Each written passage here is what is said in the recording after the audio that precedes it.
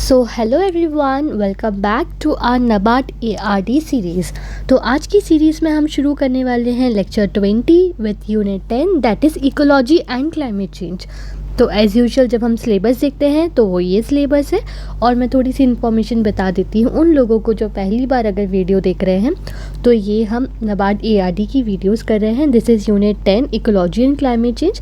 हम unit 1 to 9 already cover कर चुके हैं, जो हमारी प्लेलिस्ट में आपको मिल जाएगा। अगर आपको कोई भी इन्फॉर्मेशन चाहिए तो आप टेलीग्राम चैनल ज्वाइन कर सकते हैं या फिर आप कमेंट करके भी पूछ सकते हैं। So this is the syllabus and if you are connecting with us on a regular basis, you would know that before starting any unit we first discuss the syllabus and we first get to know what we have to study and how much we have to study. So ecology and climate change का syllabus says कि हमें इसमें ecology पढ़ना है and how it is relevant to man, हमें sustainable management, conservation of natural resources, then climate change, countries emitting greenhouse gases, distinguish between adaptation and mitigation, फिर climate change का impact on rural livelihoods and agriculture, फिर carbon credits, IPCC, UNFCCC, COP meetings and funding mechanism, फिर government के initiative जैसे कि SAPCC, NAPCC and INDC। तो ये हमारे सिलेबस में दिया हुआ है, ये सब चीज़ें हम पढ़ेंगे। क्योंकि हमारा सिर्फ एक यूनिट है और पूरा का पूरा ये हमारा सिलेबस या फिर ये पूरा हमारा सब्जेक्ट मैटर नहीं है कि हम बहुत ज़्यादा डिटेल में इसको स्टडी करें। अगर हम सेपरेटली एनवायरनमेंट का पेपर पढ़ रहे होते तो हम इस चीज़ को बहुत ज़्यादा डिटेल में घुस कर स्टडी करते। बट क्योंकि हम नबार्ड के लिए पढ़ रहे हैं और ये सिर्फ एक ही यूनिट का पार्ट है, हम उसको उतनी ही जितना रिक्वायर्ड है, जितना नीडेड है, उतनी ही डेप्थ में इसको पढ़ेंगे। My suggestion to you would be कि जो मैं पढ़ा रही हूँ बेसिक आप सिर्फ उतना याद कर लीजिए, बिकॉज इस यूनिट से बहुत ज़्यादा क्वेश्चंस नहीं आते हैं। तो हमको सिर्फ बेसिक पता होना चाहिए, क्योंकि हम कर रहे हैं तो हम कोई भी चीज़ छोड़ेंगे नहीं। Obviously we will study this, but आपको बहुत ज़्यादा पढ़ने की ज़रूरत नहीं है और आप बेसिक से भी कवर कर सकते हैं। तो माई सीरियस रिकमेंडेशन इज़ कि मैं जो पढ़ा रही हूँ आप उतना याद कर लीजिए and I think that would be more than enough. और आपको बाकी बहुत ज़्यादा डिटेल्स में घुसने की ज़रूरत नहीं है कि आप first COP meeting, second COP meeting या UNFCCC की सारी मीटिंग्स, हेडक्वार्टर सब कुछ याद करें, because that would be very hectic for you to remember first of all. और अगर आप UPSC की स्टूडेंट्स हैं और आपने प्रीलिम्स दिया हुआ है तो यू वुड नो, हम पहले से you would have known all these facts, तो एक क्विक रिविजन हो जाएगा। देन फॉर नबार्ड जितना इंपॉर्टेंट है we will study all that things in detail. So now let us start with what is ecology. Ecology का मतलब क्या होता है और इससे क्या क्वेश्चन आ सकते हैं, क्योंकि अभी हम सिर्फ उतना पढ़ रहे हैं जितना हमारे एग्ज़ाम के लिए रेलिवेंट है। हमें एग्ज़ाम निकालना है, हमें PhD नहीं करनी है। सो एग्ज़ाम में क्या आ सकता है, एग्ज़ाम में आ सकता है कि इकोलॉजी कौन से वर्ड से लिया गया, क्योंकि डेफिनेशन आ सकती है कि अगर what is the scientific study of interaction between organism and environment, so answer would be ecology. And ये आ सकता है कि कौन से वर्ड से डिराइव्ड है इसका origin. So let us study that. Ecology is a scientific study of interaction between organism and their environment. यानी कि एक साइंटिफिक स्टडी है, ठीक है, ऑर्गेनिज्म और एनवायरनमेंट के बीच जो इंटरेक्शंस होते हैं उनके बीच की। अब ये एक ग्रीक वर्ड से लिया गया है जिसमें ऑइकोस मतलब होता है होम एंड लॉजी मतलब होता है study. So literally it is study of our home earth, because earth is our home and study of earth is oikos logy, Greek word से ecology. Now we have to study levels of ecological organisation, यानी कि जो हमारा ecological organisation है उसमें क्या levels हैं। For example अगर हम सिंगल लेवल पे बात करें, अगर हम सिर्फ एक ऑर्गेनिज्म की बात करें, यानी कि हम सिर्फ एक इंडिविजुअल लिविंग की बीइंग की बात करें, एग्जांपल सिर्फ अगर हम एक काऊ की बात करें तो हम सिर्फ एक ऑर्गेनिज्म की बात करें। अगर हम पॉपुलेशन की बात करते हैं, आपको सिर्फ वर्ड्स टर्म्स पता होना चाहिए, राइट। मतलब आप बस सुन लीजिए, आपको टर्म्स पता होना चाहिए कि किसका क्या मीनिंग है। अगर हम पॉपुलेशन की बात करें, यानी हम ग्रुप ऑफ सेम स्पीशीज़ की बात करें एक एरिया में, जैसे कि हर्ड ऑफ काउस यानी काऊ का झुंड, तो वो पॉपुलेशन हो गई। कम्युनिटी यानी जो डिफरेंट कम्युनिटीज़ के लोग रह रहे हैं एक साथ, डिफरेंट स्पीशीज़ जो रह रहे हैं, जैसे हमारे एनवायरनमेंट में, हमारे अर्थ में हमारे पास ग्रासेस है, काउज है, इंसेक्ट्स है, so that's a community. Ecosystem. Now ecosystem हम और एक लार्जर लेवल पे बात करते हैं जब हम बायोटिक और एबायोटिक यानी जिसकी लाइफ है एंड जिसकी लाइफ नहीं है, जब हम दोनों कंपोनेंट्स को बात करते हैं, so that is our ecosystem. For example हम ग्रासलैंड इकोसिस्टम की बात करते हैं जिसमें हम ग्रासलैंड्स इकोसिस्टम में पूरा कॉम्प्रिहेंसिव उसको स्टडी करते हैं। What are the insects, environment, climate, everything when it is studied it's called as ecosystem. So it is the grassland ecosystem for example. Then biome is even more larger than ecosystem, यानी कि जैसे desert, यानी कि जैसे कि tropical forest, एक पूरे के पूरे लार्ज इकोलॉजिकल एरियाज़ को हम बायोम कहते हैं। देन बायोस्फीयर में हम और बहुत ज़्यादा बड़े लेवल की बात करते हैं। जैसे अगर हम पूरे अर्थ की बात करें तो earth is a biosphere, entire living world, यानी अर्थ का पूरा जोन, अर्थ क्या है, एक बायोस्फीयर है। So that is called as biosphere. आपको ये टर्म्स पता होना चाहिए किसका क्या मतलब होता है। Then there are some branches of ecology. So किसकी ब्रांच क्या है और उसका मतलब क्या है। नाउ ऑर्टिकोलॉजी मतलब हो गया जब हम we are studying individual species, जब हम इंडिविजुअल लेवल पर स्पीशीज़ को स्टडी कर रहे हैं तो दैट ब्रांचेस ऑर्टिकोलॉजी। अगर हम कम्युनिटीज़ को स्टडी कर रहे हैं तो दैट ब्रांचेस सिनिकोलॉजी। सो ऑर्टिकोलॉजी जब हम इंडिविजुअल लेवल पे when we are talking, and synecology when we are talking at community level. Then population ecology means when we are studying size, structure, dynamics of population. Ecosystem ecology जब हम energy flow, nutrient cycling वगैरह पढ़ेंगे। Then landscape ecology for special patterns and their effects. फिर restoration ecology, यानी कि हमें degraded ecosystem को recover करना है, उसके लिए होती है रिस्टोरेशन इकोलॉजी। सो आपको ये दोनों ब्रांचेस तो डेफिनेटली याद रखनी है, autecology individual and synecology communities. Then we will study our second topic of syllabus, that is sustainable management and conservation of natural resources. So what is sustainable management. Sustainable management होता क्या है? Sustainable management यानी हम जो हमारी natural resources है उस तरीके से यूज़ करें ताकि हम प्रेजेंट नीड्स को भी फुलफ़िल कर पाएँ और फ्यूचर जो आने वाली जनरेशन है उनकी नीड्स को भी मीट कर पाएँ। तो हमें जो हमारा इकोसिस्टम मैनेज करना है वो सस्टेनेबल तरीके से मैनेज करना है ताकि हम एनवायरनमेंट प्रोटेक्ट कर पाएँ, इकोनॉमिक वायबिलिटी को बैलेंस कर पाएँ और सोशल इक्विटी को मेंटेन कर पाएँ। सो दैट इज़ सस्टेनेबल मैनेजमेंट। अब इसमें हमें पढ़ना है नेचुरल रिसोर्सेज, कि हमारे नेचुरल रिसोर्सेज क्या है जिसे हम सस्टेनेबल बनाना चाहते हैं और कर रहे हैं। तो renewable, non renewable, biotic and abiotic. Renewable resources में आएंगे फॉरेस्ट, वाटर, सोलार, विंड, यानी जिसको हम रिन्यू कर सकते हैं। सोलार एनर्जी जो कि लिमिटेड नहीं है, सन हमें सोलार एनर्जी देता है, तो ऐसा है कि आज हमें सन की एनर्जी है कल नहीं है, नहीं है। सो वो एनर्जीज जो लिमिटेड नहीं है दैट आर रिन्यूएबल एनर्जी, जो हम रिन्यू कर सकते हैं। नॉन रिन्यूएबल यानी जो रिन्यू नहीं हो सकती, जैसे कि coal, oil, mineral, metals etcetera. Then biotic and abiotic, plants, animals and water, air, mineral, land etcetera. Now conservation का मतलब हमने समझ लिया। कंजर्वेशन यानी हमें केयरफुल तरीके से प्रिजर्व करना है, मैनेज करना है और रिस्टोर करना है हमारे नेचुरल रिसोर्सेज को। अब ये कंजर्वेशन जो है वो दो टाइप्स का हो सकता है। First conservation type is in situ and second is ex situ. So in situ यानी जब हम उन्हीं के नेचुरल हैबिटेट के अंदर उन्हें कंजर्व कर रहे हैं, यानी इन यानी इनसाइड। तो अगर हम उनके नेचुरल हैबिटेट के इनसाइड उनको कंजर्व कर रहे हैं तो that is in situ. And ex situ उसका ऑपोजिट होगा, जब हम आउटसाइड नेचुरल हैबिटेट उनके कंजर्व कर रहे हैं तो वो होगा एक्स सीटू कंजर्वेशन। अब इन सीटू के एग्जांपल्स है जैसे बायोस्फीयर रिजर्व्स, नेशनल पार्क्स, क्योंकि बायोस्फीयर रिजर्व्स हम बना देते हैं, नेशनल पार्क्स हम क्रिएट कर देते हैं, ताकि इसका मतलब है हम उनको उनके नेचुरल हैबिटेट में ही कंजर्व कर रहे हैं। आपने बहुत सारे बायोस्फीयर रिजर्व्स सुने होंगे या आप गए होंगे, फॉर एग्जाम्पल जैसे पचमणी बायोस्फीयर रिजर्व या पन्ना बायोस्फीयर रिजर्व्स। जो ये बायोस्फीयर रिजर्व्स हैं यहाँ पर अंदर ही जब हम स्पीशीज़ का कंजर्वेशन कर रहे हैं तो that is in situ conservation. Ex situ यानी जब हम बाहर ले जाके उनके नेचुरल हैबिटेट से उनको बाहर ले जाके उनको कंजर्व कर रहे हैं स्पीशीज़ को, जैसे कि हमने जूस बनाए हुए हैं, बोटानिकल गार्डन्स बनाए हुए हैं, जीन बैंक्स बनाए हुए हैं, तो इसके थ्रू जब हम कंजर्वेशन कर रहे हैं बाहर ले जाके तो that is ex situ conservation. So आपको इसका डिफरेंस और ये इसका मीनिंग क्या है वो उतना पता होना चाहिए। Now, there are some key initiatives of government regarding all these things, sustainable thing, जैसे कि national mission for sustainable agriculture, soil health card scheme यानी कि हम सॉइल को सस्टेनेबल यूज़ करें, watershed development programme, joint forest management जो हमने previous class में पढ़ा था 1990 का, आई थिंक प्रीवियस क्लास में पढ़ा था, यस प्रीवियस क्लास में पढ़ा था, राइट, फॉरेस्ट्री के लेक्चर में।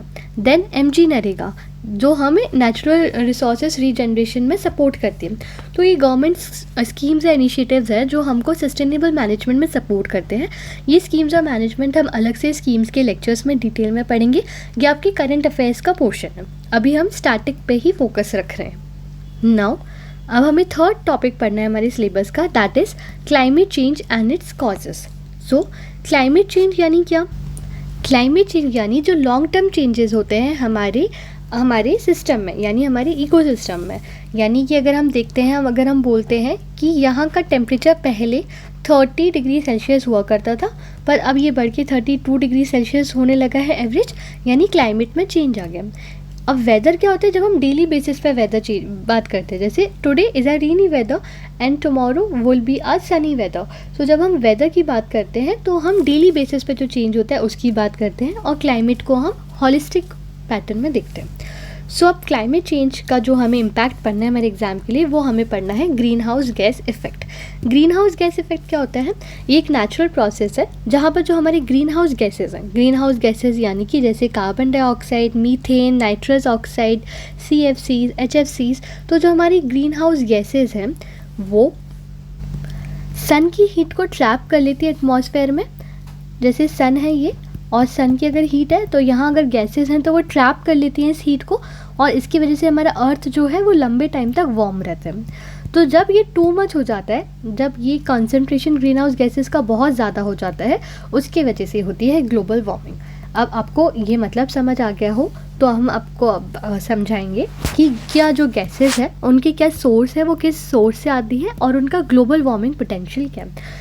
ग्लोबल वार्मिंग पोटेंशियल का मतलब, हम अगर कार्बन डाइऑक्साइड को 1 मान के चलते हैं बेस कि हमारा अगर कार्बन डाइऑक्साइड का पोटेंशियल 1 है ग्लोबल वार्मिंग का, तो अगर मीथेन का 25 है तो it is 25 times of carbon dioxide. अगर नाइट्रस ऑक्साइड का 298 है तो it is 298 times of carbon dioxide. तो इसे हम ग्लोबल वार्मिंग पोटेंशियल को कैलकुलेट करते हैं। अब आपको याद रखना है कि कार्बन डाइऑक्साइड जो है उसका सोर्स है fossil fuel combustion, deforestation, and उसका ग्लोबल वार्मिंग पोटेंशियल है 1। मीथेन का livestock, paddy field, landfills, और उसका ग्लोबल वार्मिंग पोटेंशियल है 25। Nitrous oxide fertiliser fossil fuel से आता है 298 global warming potential. And CFCs, HFCs जैसी गैसेस जो रेफ्रिजरेंट्स या इंडस्ट्रियल गैसेस से निकलती हैं, उनका ग्लोबल वार्मिंग पोटेंशियल है 1000 to 12,000 plus. Now let us see our next topic. अभी हमने इकोलॉजी एंड रेलिवेंसी पढ़ ली है, सस्टेनेबल मैनेजमेंट पढ़ लिया है, climate change and its causes और ग्रीन हाउस गैसेज भी पढ़ लिए। अब हम फोर्थ टॉपिक पढ़ेंगे, that is countries emitting high amount of green house gases and climate analysis. तो फिर इसमें हम देखेंगे कि कौन सी टॉप कंट्री है जो ग्लोबल एमिशंस में टॉप कर रही है। So first is China with 28% of global emissions, and third rank is India with 7% of global emissions. So India में जो एमिशंस होते हैं वो mostly agriculture based, coal based and transport based होते हैं। So India is third in total emission but among lowest in per capita emissions. यानी अगर हम पर कैपिटा लेवल की बात करें तो हमारा जो एमिशन है वो बहुत कम है। अगर मान लेते हैं अगर हम टोटल एमिशन में थर्ड है, लेकिन हम पर कैपिटा एमिशन में बहुत कम है। हमारा पर कैपिटा ऑलमोस्ट सिर्फ 1.8 मेट्रिक टन CO2 पर पर्सन ही है। नाउ अगर हम सेक्टर की बात करें कि सबसे ज़्यादा कंट्रीब्यूशन कौन सा सेक्टर करता है, तो अगर एनर्जी सेक्टर की बात करें तो सबसे ज़्यादा greenhouse gas emission 40% around energy sector cause करता है। फिर agriculture almost 20%, industry 18%, transport 10% and waste 5 to 7%। Now we will study about adaptation and mitigation. तो अडेप्टेशन और मिटिगेशन का मतलब क्या होता है और डिफरेंस क्या है। सो अडेप्टेशन यानी हम अडेप्ट कर रहे हैं किसी चीज़ को लेकर। मान लेते हैं कि जो करंट क्लाइमेट इम्पैक्ट्स आ रहे हैं या जो क्लाइमेट इम्पैक्ट्स पड़ने वाले हैं उसको लेकर हमने एडजस्टमेंट बिठा लिए और हमने अडेप्ट कर लिया। हमारा जो कंट्री है इंडिया वो मोस्टली अडेप्टेशन पर ही ज़्यादा स्कीम्स बनाता है। आप देखेंगे जो हम स्कीम्स पढ़ेंगे वो मोस्टली अडेप्टेशन बेस्ड होंगी, बिकॉज हमारा जो कंट्री है with such a large population it is very very difficult for now कि हम मिटिगेशन मेजर्स को अडॉप्ट करें। तो अभी जो भी हमारे मेजर्स आते हैं वो मोस्टली अडेप्टेशन बेस्ड मेजर्स ही आते हैं, क्योंकि as per our countries GDP and our economic viability. Now mitigation यानी जब हम एक्शंस लेंगे कि हम एमिशंस को कम कर पाएँ. टेकिंग एक्शंस टू रिड्यूस और prevent emissions of green house gases and limit future climate change, that is mitigation. For examples हम ये फंड्स देख रहे हैं. ऑलरेडी हम ये फंड्स जो हैं वो आगे भी पढ़ेंगे, पर क्योंकि ये बहुत इंपॉर्टेंट है और क्योंकि इम्प्लीमेंटिंग एजेंसी नाबार्ड है, it is very important for us to see both the funds. तो first is green climate fund and second is adaptation fund. तो ये कौन सी ईयर में है और इसका पर्पज़ क्या है, व्हाट इज़ द एम. तो ग्रीन क्लाइमेट फंड को हमने UNFCCC के अंदर इंट्रोड्यूस किया था इन द ईयर 2010 और हमारा एम था कि हम अडेप्टेशन एंड मिटिगेशन पे फोकस कर पाए. एंड इसका फंडिंग सोर्स है डेवलप्ड कंट्रीज़ के कंट्रीब्यूशन. इसका ये लार्जर साइज़ का फंड है and it is a green climate fund जो दोनों चीज़ों पे बेस्ड है. नाउ अडेप्टेशन फंड यानी जो सिर्फ अडेप्टेशन पे बेस्ड है, ये क्योटो प्रोटोकॉल के अंदर आया था 2001 में एंड इसको फंड्स मिलते हैं from clean development mission donations और इसकी इम्प्लीमेंटिंग एजेंसी है नाबार्ड और इसका साइज़ है थोड़ा छोटा. नाउ अगर हम देखें कि हमारे क्लाइमेट चेंज के क्या इम्पैक्ट पड़ रहे हैं एग्रीकल्चर और रूरल लाइवलीहुड्स पे, तो क्योंकि एग्रीकल्चर हाईली वनरेबल है क्लाइमेट चेंज के लिए. क्यों वनरेबल है, क्योंकि हमारे रेनफॉल और मानसून से हमारी क्रॉप्स पे बहुत ज़्यादा डायरेक्ट इम्पैक्ट पड़ता है, क्योंकि जैसा मानसून होगा, जैसी रेनफॉल होगी, वैसे ही हमारा एग्रीकल्चर होगा. सॉइल की हेल्थ हमारे लिए बहुत इंपॉर्टेंट है, टेम्परेचर हमारे लिए बहुत इंपॉर्टेंट है, वाटर की availability is very important, pollination and biodiversity is very very important and that is why agriculture हमारे लिए बहुत इंपॉर्टेंट है. और क्लाइमेट चेंज पढ़ना एग्रीकल्चर के रिस्पेक्ट में हमारे लिए और ज़्यादा इंपॉर्टेंट हो जाता है. अगर हम एग्रीकल्चर पे इम्पैक्ट देखें तो सबसे पहले राइजिंग टेम्परेचर्स यानी कि हीट स्ट्रेस जो होता है उससे हमारी प्रोडक्टिविटी क्रॉप की कम हो जाती है. इरेटिक रेनफॉल, इरेटिक यानी कि जो चीज़ अनप्रिडिक्टेबल है, जिसको हम प्रेडिक्ट नहीं कर सकते. तो अनप्रिडिक्टेबल रेनफॉल से क्या होता है, कभी भी ड्राउट्स आ सकते हैं, कभी भी फ्लड्स आ सकते हैं किसी भी रीजन में. तो इसके वजह से हमारी जो सोइंग है वो डिले हो जाती है. पेस्ट एंड डिसीज़ इंक्रीज यानी कि अगर मान लेते हैं कि वार्म वेदर जो है वो वार्म हो गया है या वो ज़्यादा वेट क्लाइमेट हो गया है, तो उसकी वजह से नए नए पेस्ट, लोकस्ट और डिसीजेस लग सकते हैं. देन रिड्यूस्ड क्रॉप ईल्ड यानी कि जो स्टेबल क्रॉप्स होते हैं, जैसे कि स्टेपल क्रॉप्स जो होते हैं जैसे कि वीट, मेज़, राइस, वो जो है उनकी यील्ड कम होने लगती है अगर 1 to 2 degree Celsius temperature rise होता है. वाटर स्कैसिटी, इसकी वजह से हमारा ग्राउंड वाटर डिप्लीट हो रहा है और हमारी जो ड्राई रिवर्स है वो इरिगेशन को इफेक्ट कर रहे हैं. देन ग्लेशियर मेल्टिंग, क्योंकि अगर वाटर का फ्लो कम होगा तो उसकी वजह से हमारी क्रॉप्स पर डायरेक्ट इम्पैक्ट पड़ेगा. तो क्योंकि क्लाइमेट चेंज एग्रीकल्चर से डायरेक्टली रिलेटेड है, इसलिए हम एग्रीकल्चर की सिलेबस में क्लाइमेट चेंज को पढ़ रहे हैं and it is very important for us to study that part. Now कुछ क्रॉप्स के बारे में देखते हैं. जैसे अगर वीट है तो वीट को अगर हाई टेम्परेचर में ग्रो किया जाए तो जो अगर हाई टेम्परेचर होता है उसकी फ्लावरिंग वाले स्टेज के टाइम पे, तो उसकी वजह से ग्रेन फॉर्मेशन जो है वो कम हो जाता है. अगर हम पैडी की बात करें तो पैडी को चाहिए फ्लडिंग एंड सबमर्जेंस, पर अगर बहुत ज़्यादा बारिश नहीं हुई है, ड्राउट आ गया है और अगर हाई मीथेन एमिशंस हो रहे हैं तो पैडी पे इम्पैक्ट आता है. पल्सेस क्योंकि सेंसिटिव है टेम्परेचर पे और अगर कम रेनफॉल हो तो उसकी वजह से ईल्ड कम हो सकती है. और शुगर केन क्योंकि उसमें बहुत ज़्यादा पानी की ज़रूरत होती है, तो अगर इरिगेशन कम मिले तो ग्रोथ की अवेलेबिलिटी पे इम्पैक्ट पड़ सकता है. नाउ कुछ इंडिया स्पेसिफिक एविडेंस जो रिसेंट ट्रेंड्स है अगर हम वो देखें, क्योंकि अगर टेम्परेचर बढ़ा बाय 0.6 डिग्री सेल्सियस तो इंडो गैंगेटिक व्हीट बेल्ट में प्रोडक्टिविटी कम हो गई. मॉनसून इरेटिक हुआ तो सोइंग डिले हो गई, क्रॉप फेलियर्स हुए in central and eastern India. Heat waves की वजह से हीट स्ट्रेस हुआ जिसकी वजह से ह्यूमंस एंड लाइफ स्टॉक को बहुत ज़्यादा नुकसान हुआ.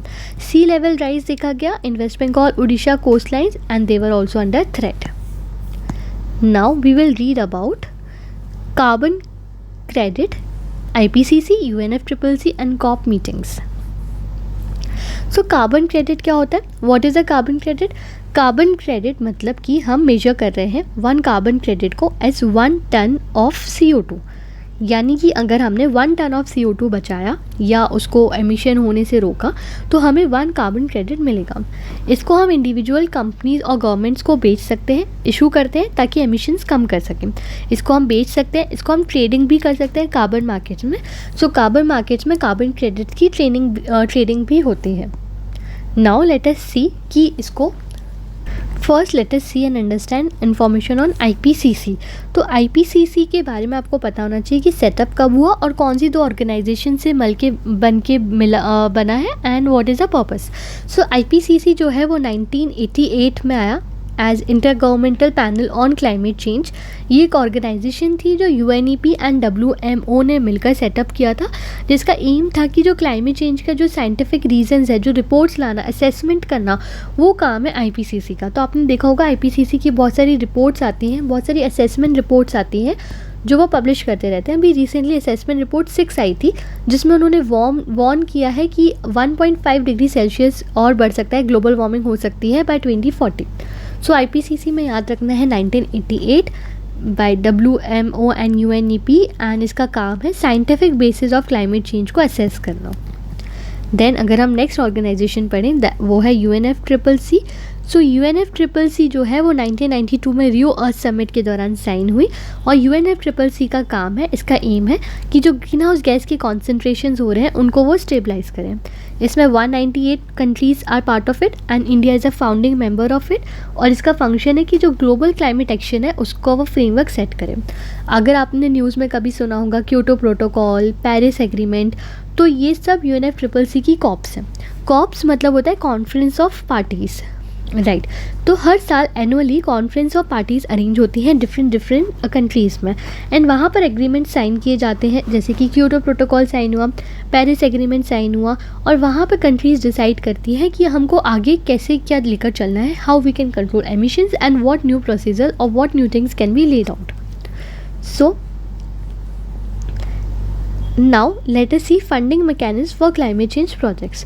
सो अगर हम फंडिंग मैकेनिज्म की बात करें तो हमें डिटेल में पढ़ना है green climate fund and adaptation fund, क्योंकि इसकी जो इम्प्लीमेंटेशन एजेंसी है वो है NABARD। So green climate fund लाया गया COP 2016 कानकुन में। जैसे अभी मैंने आपको बताया UNFCCC बनाया गया था, और UNFCCC के अंदर वेरियस कॉप्स होती हैं। सो एक कॉन्फ्रेंस ऑफ पार्टी हुई 2010 में, जो कि थी 16th कॉन्फ्रेंस ऑफ पार्टी, और 16th कॉन्फ्रेंस ऑफ पार्टी 2010 में एक ग्रीन क्लाइमेट फंड को लाया गया अंडर UNFCCC। और इसका एम था कि हम क्या करेंगे, जो क्लाइमेट रेसिलिएंट डेवलपमेंट होना है इन डेवलपिंग कंट्रीज़, वहाँ पर हम फंडिंग प्रोवाइड करेंगे। हम फंड्स देंगे, ग्रांट्स देंगे, लोन्स देंगे, इक्विटीज़ देंगे, गारंटीज़ देंगे, और इसकी इंडिया की इम्प्लीमेंटेशन एजेंसी है NABARD। हम प्रायोरिटी देते हैं अडेप्टेशन को, सो 50% हमारा फंड जाता है अडेप्टेशन को, और फोकस रहता है ऑन वल्नरेबल कंट्रीज़ जैसे कि low development countries, then small island development states, Africa जैसी कंट्रीज़ में। नाउ अडेप्टेशन फंड आया 2001 में क्योटो प्रोटोकॉल के अंदर, जो कि एक COP के अंदर ही हुई थी। यहाँ पे फोकस है अडेप्टेशन पे, और इसको फंड किया जाता है 2% of clean development mechanism revenues plus donation. यानी कि क्लीन डेवलपमेंट एक मैकेनिज्म है क्योटो प्रोटोकॉल के अंदर ही, वहाँ पर जो 2% उसका जो रेवेन्यू आता है उसे फंड किया जाता है क्योटो प्रोटोकॉल को। इसमें इम्प्लीमेंटेशन एजेंसी फिर NABARD है, एंड प्रोजेक्ट्स ये कैरी आउट करते हैं relating agriculture, water, forestry, climate resilience etcetera. Now next fund जो हमको पढ़ना है that is green environment facility fund. तो जो ग्रीन एनवायरनमेंट फैसिलिटी फ़ंड है वो 1991 में आया। आपको सबके ईयर्स याद रखने हैं। सो 1991 में ग्रीन एनवायरनमेंट फैसिलिटी फ़ंड आया, और इसको क्रिएट किया UNDP, UNEP और वर्ल्ड बैंक ने मिलकर। इसका एम है कि ये एनवायरमेंटल प्रोजेक्ट्स को सपोर्ट करे, क्लाइमेट चेंज को सपोर्ट करे, और ये biodiversity, land degradation, green house gas emission वाले एरियाज़ को फंड करता है। और इंडिया को एक्सेस मिलता है through ministry of environment and forest, climate change, UNDP, world bank etcetera. Now national adaptation fund for climate change, ये एक तीसरा फंड है जो कि ministry of environment and forest, climate change ने शुरू किया, यानी कि एक नेशनल फंड है, ये इंटरनेशनल फंड नहीं है। National adaptation fund for climate change, इसको लॉन्च किया था 2015 में, और इसका फोकस है कि हम क्लाइमेट अडेप्टेशन को सपोर्ट करें। टारगेट ग्रुप है वल्नरेबल स्टेट्स एंड सेक्टर्स, और इम्प्लीमेंटेशन एजेंसी है NABARD। ये 100% ग्रांट बेस्ड प्रोजेक्ट्स को फंड करता है, नो रीपेमेंट। देन हमारा नेक्स्ट फंड है state action plan on climate change. अब हर स्टेट ने भी अपना क्लाइमेट प्लान को डेवलप किया हुआ है अंडर दिस फ्रेमवर्क, और फंडिंग होती है through budget, NAFCC, GCF, World Bank, ADB, NABARD etcetera. Then next fund है नेशनल क्लीन एनर्जी फंड। जो नेशनल क्लीन एनर्जी फंड है उसको फंड करता है सेस जो हम कोल पर लगाते हैं वो, एंड इसका पर्पस है हम क्लीन एनर्जी टेक्नोलॉजीज़ को प्रमोट करना है। It's been manage by ministry of finance and ministry of national and revenue ministry of new and renewable energy projects. Then Indian carbon market जो 2023 में आया गया, और इसका एम है कि हम कार्बन क्रेडिट ट्रेडिंग के लिए एक प्लेटफॉर्म बनाएं, और इसको मैनेज कर रहा है bureau of energy efficiency. It covers industries, power, eventually agriculture and transport, और इसको हमने 2023 में लॉन्च किया था इन इम्प्लीमेंटेशन फेजेस। नाउ हमारे सिलेबस के लास्ट पॉइंट पे हम इंडियन इनिशिएटिव्स को थोड़ा और डिटेल में समझ लेते हैं। हम इसे अभी शॉर्ट में कर चुके हैं। National action plan for climate change, ये एक्चुअली 2008 में लॉन्च हुआ था, और इसका एम है कि हम इकोनॉमिक डेवलपमेंट को फंड कर सकें। ये 8 मिशंस के बेसिस पे ऑपरेट करता है। सो ये 8 मिशन जैसे national solar mission, national mission for enhance energy efficiency on sustainable habitat, water mission, sustaining Himalayan ecosystem, green India, sustainable agriculture and strategic knowledge for climate change. तो national action plan on climate change 2008 में आया था under by prime minister council on climate change, जिसके अंदर 8 missions operate करते हैं, और वो 8 मिशंस हैं ये। सो आप बस एक बार लिस्ट देख सकते हैं। Then state action plans for climate change जो कि 2010-15 के अराउंड आया था, जिसका गोल है कि जो नेशनल लेवल पे हमने गोल्स बनाए हैं उसको हम स्टेट लेवल पे कैसे इंप्लीमेंट कर सकते हैं। तो हर स्टेट जो है वो SAPCC यानी स्टेट एक्शन प्लान बनाता है क्लाइमेट चेंज पर, और फोकस करता है लोकल क्लाइमेट रिस्क, अडेप्टेशन और रेसिलियंस पे। Now INDCs, that is India's intended national determined contributions. तो मैं आपको ऑलरेडी बताती जाती हूँ कि ये आपको याद डेफिनेटली करना है। तो इसमें से ये चीज़ है कि अगर कभी क्वेश्चन आया सो इस चीज़ से डेफिनेटली आ सकता है।